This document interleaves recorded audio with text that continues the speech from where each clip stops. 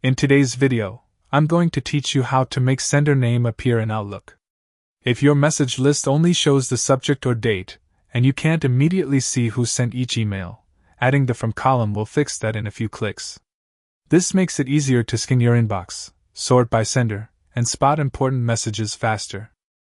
Start by opening Outlook and making sure you're in Mail view, looking at your inbox or any mail folder. At the top, find the View tab.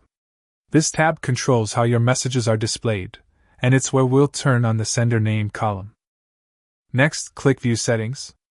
Depending on your version, this may be under Change View. If so, choose Change View, then Manage Views, and select Modify. All options lead to the same panel for your current view. In the View Settings window, select Columns. This is where you choose which fields appear in your message list.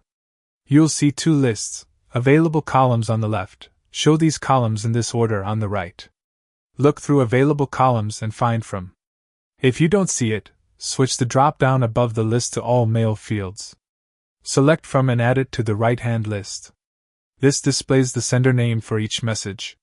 You can move it up or down in the list to set its position relative to Subject, Received, and Others. Click OK to close columns, then OK again to apply changes.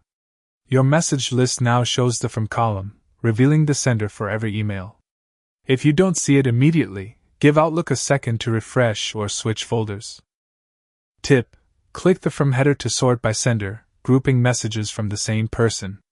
You can also resize column borders so long names fit comfortably. That's it. You've successfully added the sender name to your Outlook view, making your inbox more informative at a glance.